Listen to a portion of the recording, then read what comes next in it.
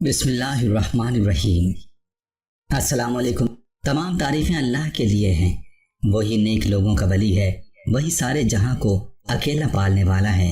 میں گواہی دیتا ہوں کہ اللہ کے سوا کوئی بھی معبود برحق نہیں، وہ یکتا ہے، اس کا کوئی شریک نہیں۔ وہی صرف ایک مشکل کشا اور حاجت روا ہے، وہی دعاؤں کو قبول کرنے والا اور وہی سب مخلوقات کا معبود برحق ہے۔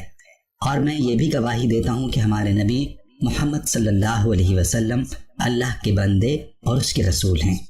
آپ تمام انبیاء کرام اور رسولوں کے سربراہ ہیں۔ یا اللہ ان پر، ان کے آل اور تمام صحابہ کرام پر رحمتیں، سلامتی اور برکتیں نازل فرما۔ انسان ایک حال میں کبھی خوش نہیں رہتا۔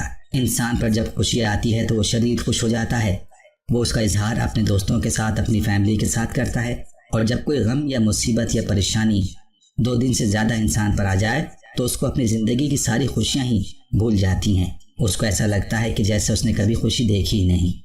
اور آپ یقین مانیے کہ موجودہ دور میں ایسا وقت آ چکا ہے کہ ہر گھر میں پریشانیاں ہی پریشانیاں لگی ہوئی ہیں۔ آپ دنیا میں کہیں بھی رہتے ہیں، بہت سارے گھرانے آپ کو اداس لگیں گے۔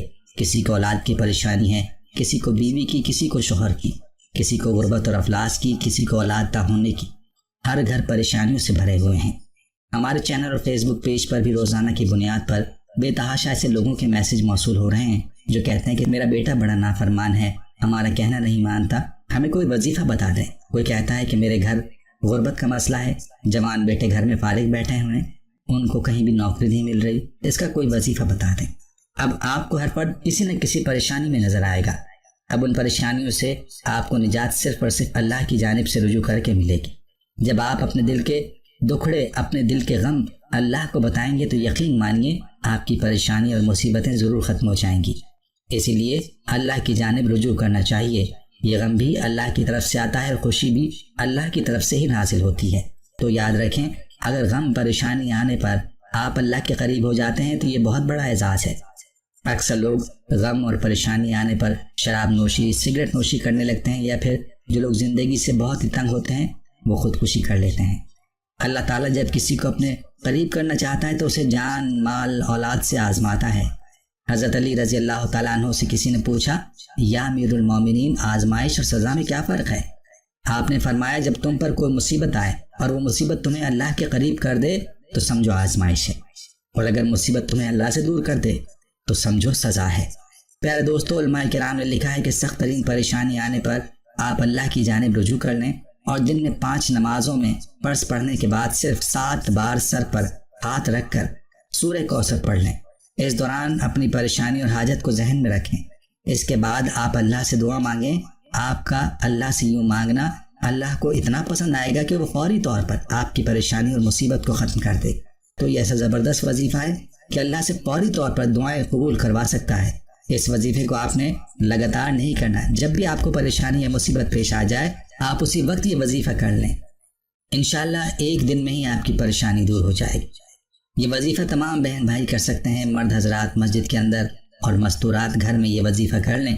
انشاءاللہ جو بھی پریشانی آپ پر آئے گی وہ پریشانی اللہ کے حکم سے فوری طور پر ختم ہو جائے گی۔ یہ وظیفہ جس بہن بھائی نے بھی پریشانی آنے پر کیا ہے، اللہ نے اس کی پریشانی کو فوری طور پر دور کیا ہے۔ اس وظیفے سے متعلق ایک بہن کہنے لگی، اسلامک ٹیچر، آپ کے لیے کن الفاظ کا چناؤ کروں سمجھ نہیں آ رہا۔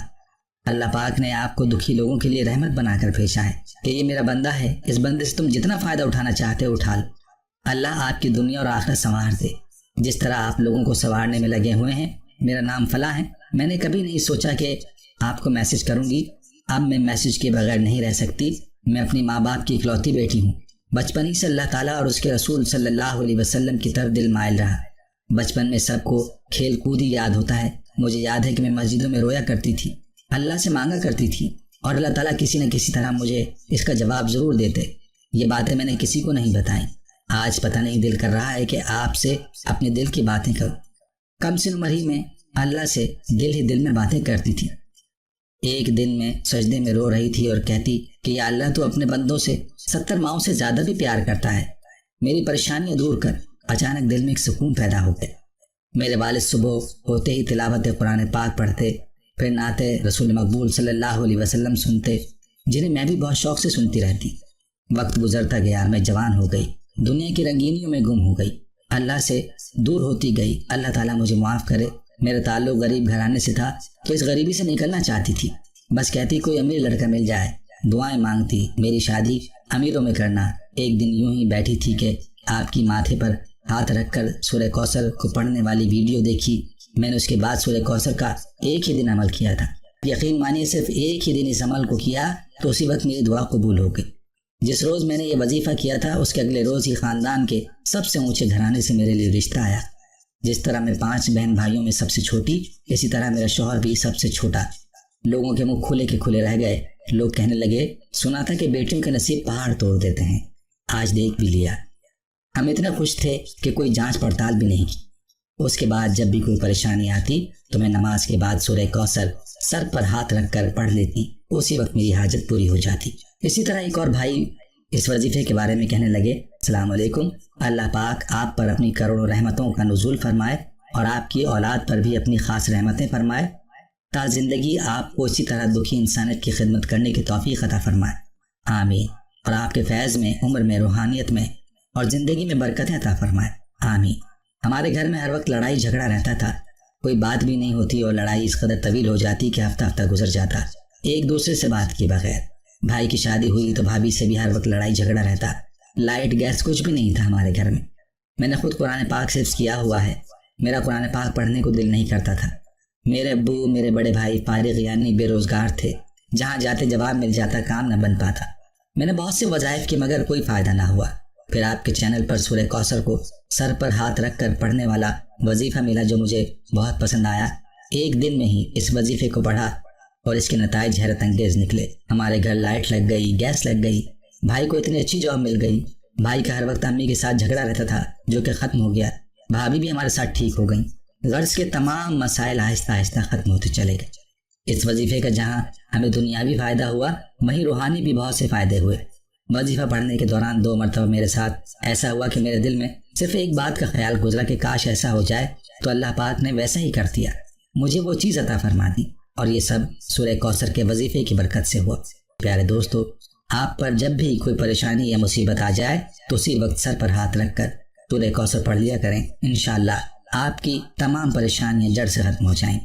پیارے دوستو، ہم یہ امید کرتے ہیں کہ آپ کو ہماری آج کی یہ ویڈیو ضرور پسند آئی۔ اگر آپ کو ہماری آج کی یہ ویڈیو پسند آئی ہے تو آپ سے گزارش کرتے ہیں کہ آپ ہمارے چینل کو ضرور سبسکرائب کر لیں اور ساتھ ہی لگے بیل کے بٹن کو بھی پریس کر لیں تاکہ آپ کے پاس ہماری آنے والی مزید معلوماتی ویڈیوز کا نوٹیفیکیشن بر وقت ملتا رہے۔ سبسکرائب کے ساتھ ساتھ ہماری ویڈیوز کو لائک بھی کریں اور اپنی قیمتی رائے کا اظہار کمنٹس میں ضرور کریں۔ کمنٹس میں آپ اپنے سوالات بھی ہم تک پہنچا سکتے ہیں۔ اللہ تعالیٰ آپ کو اپنے حفظ و امان میں رکھے، آمین۔